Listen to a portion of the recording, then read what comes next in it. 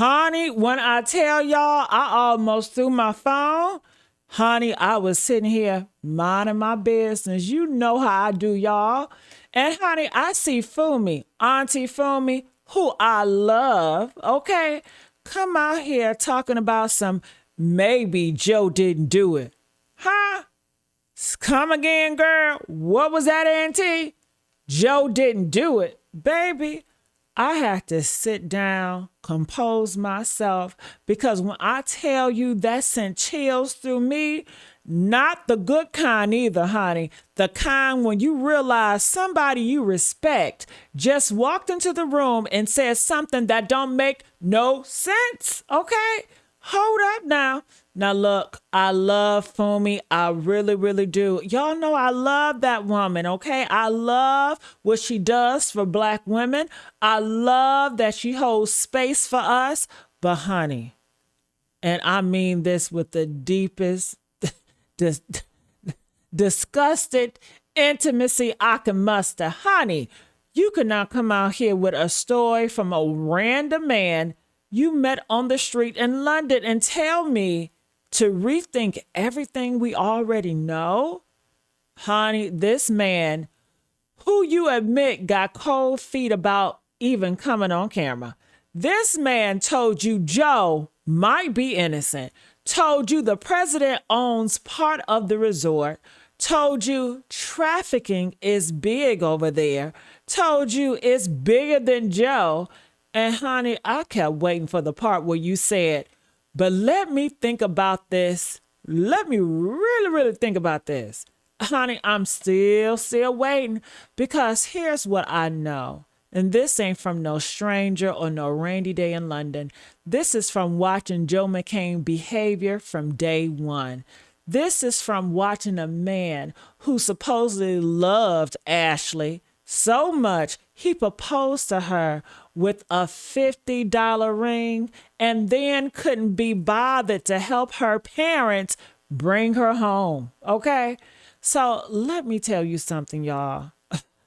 I've been that woman. I have been a Black woman. I have been a Black woman who trusted a man who showed me exactly who he was, and I still made excuses for him, okay? So I know what that shit looks like, y'all. And what I saw in that video, and I saw that video, Fumi, I saw it. That was not a man grieving. That was a man performing, okay? ChatGPT, that ass statement, Kodak moments, talking about their love story after the fact, after he's already in the clear, after he's already back home, walking around like ain't nothing happened, like he ain't did nothing. And now you want me to believe, based on one conversation with a man whose auntie wouldn't even talk to you, that maybe Joe took the fall for something bigger? For who? And for what? For some mystery girlfriend in Zanzibar who got jealous? For some trafficking ring that Ashley accidentally found out about? Honey, let me tell y'all why I don't sit right with me. This just don't sit right with me. And this is the part where I get real, because this is the messy, sweet spot. And we don't do fairy tales over here. If Joe McCann was innocent, truly innocent, that man would have been on every platform, every news station, every podcast, screaming his innocence from Mount Top, Baltimore, okay? He would have been screaming it to the mountaintops. And he would have been helping Ashley parents get answers. I know for the fact. He would have been demanding an autopsy report. He would have been fighting for justice for the woman he supposedly loved enough to propose to, right? Instead, what do we get, y'all? We got silence. A carefully crafted statement that sounded like it was written by an AI chat box.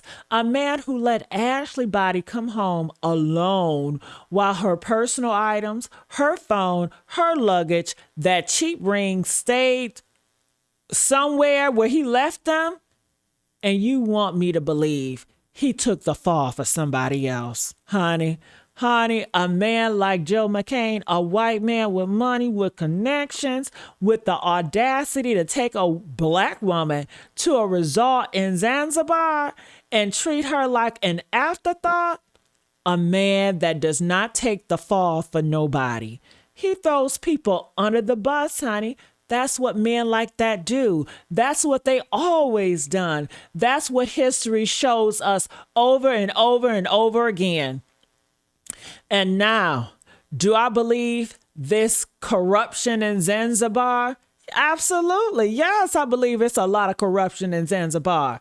Do I believe trafficking is real and terrifying and probably happened at a resort we think is the paradise? Yes.